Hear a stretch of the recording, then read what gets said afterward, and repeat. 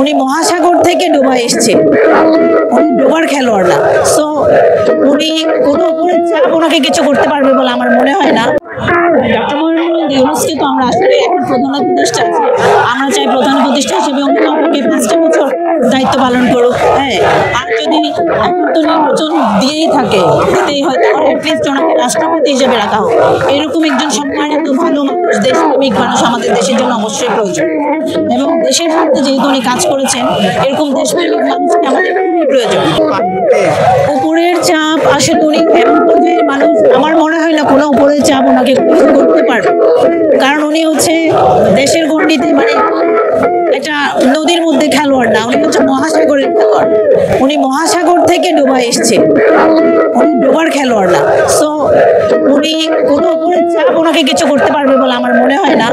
আমার যেটা ধারণা সেটা হচ্ছে উনি যেহেতু অনেস্টলি মানুষের জন্য কাজ করতে চাচ্ছে, ওনার কোনো স্বার্থ নাই, সেই জন্য ওনাকে যেহেতু কাজ করতে দেওয়া হচ্ছে, যেহেতু কাজ করতে দেওয়া হচ্ছে না, ওনার কথা হচ্ছে কাজে করতে না পারলে আমি ক্ষমতা মানে চেয়ার ধরে রেখে আমার লাভ, কাজ করতে পারছে না বলেই উনি তো পদত্যাগ করার চিন্তা ভাবনা করছে। কাজ করতে দিলে কিন্তু উনি পদত্যাগ করবে বলে আমার মনে হয়। চাপ তো অবশ্যই আছে, তবে উনি হচ্ছেন একটা মহাসাগরের খেলোয়াড়, সারা বিশ্বেই উনি খেলে থাকেন। হ্যাঁ, সো বাংলাদেশ নিয়ে এত ছোট্ট গন্ডি নিয়ে ওনাকে চাপ দিয়ে কিছু করতে পারবে বলে এটা আমার মনে হয়। উনি এত ছোট মানসিকতার মানুষ না।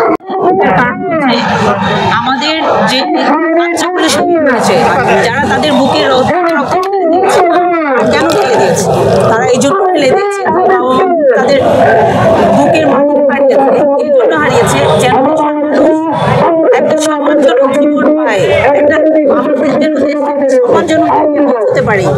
এই জিনিসটা যারা রক্ত ফেলেছে তাদের দিকটা অনেক বেছে নিয়েছে, কারণ উনি বিশ্বের একজন সম্মানিত মানুষ।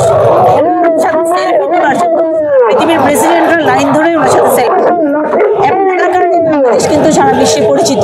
হ্যাঁ, উনি এই পর্যন্ত বসার পর থেকে এই পর্যন্ত উনি জনকল্যাণমূলক উদ্যোগ হাতে নিয়েছে, যে স্বস্তিতে মানুষকে এনেছে, এটা কখনো কোনো গল্প করতে পারেনি।